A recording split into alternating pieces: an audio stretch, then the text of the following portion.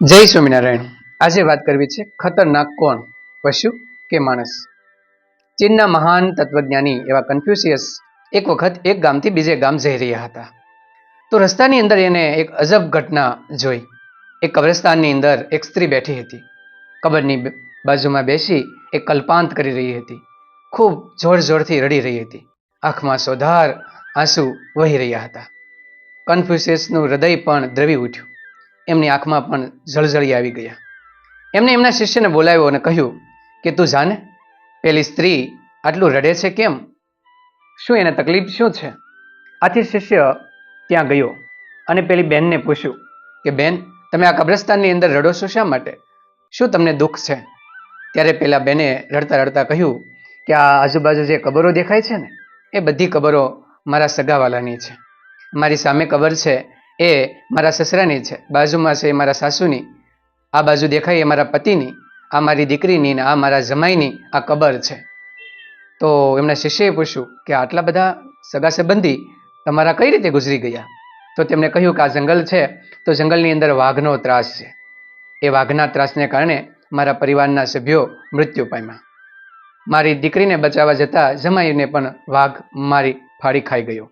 એટલા માટે હું દુઃખી થઈ જ્યારે જ્યારે પણ મને સગા સંબંધી યાદ આવે છે ત્યારે અહીંયા બેસીને હું રડી લઉં છું. આ વાત સાંભળી શિષ્યને પણ દુઃખ થયું. શિષ્ય કન્ફ્યુશિયસ પાસે આવ્યો અને વાત કરી કે આ રીતનું બન્યું છે, વાઘનો ખૂબ ત્રાસને કારણે એના તમામ સગા સંબંધીઓ મૃત્યુ પામ્યા છે. ત્યારે કન્ફ્યુશિયસ પણ એ સ્ત્રી પાસે જવા નીકળ્યા. ત્યાં જઈને કહ્યું, બહેન, આટલો બધો જો વાઘનો ત્રાસ હોય તો આ વિસ્તારમાં રહેવું યોગ્ય નથી.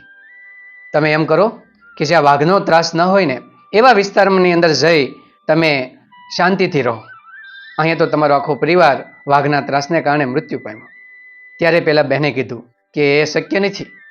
કન્ફ્યુશિયસને નવાઈ લાગી કે એ શક્ય કેમ નથી?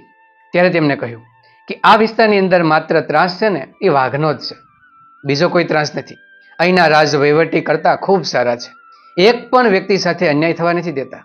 એક પણ અધિકારી લાંચ લેતો નથી અને એમ જ વહીવટ કરે છે. એકબીજા પ્રેમથી રહે છે. માણસો ખૂબ માયાળુ છે. આવો મલક મને બીજે ક્યાં મળશે? આજુબાજુના રાજ્યોની અંદર જે રહેનારા લોકો છે ને એ વહીવટદારો બધા લાંચ રૂશ્વત વાળા છે અને હંમેશા બીજાને અન્યાય કરે છે. ક્યારેય પણ સાચો ન્યાય કરતા નથી. માણસ પ્રત્યે પ્રેમ નથી. એવા વિસ્તારમાં જઈને મારે શું કરવું? એના બદલે ભલે મને વાઘ મારી નાખે, પરંતુ જ્યાં સુધી રહું ત્યાં સુધી શાંતિથી રહી શકું. બીજા કોઈનો માણસનો ત્રાસ તો મને ન નડે. એટલા માટે હું આ વિસ્તાર તો ક્યારેય નહીં છોડું.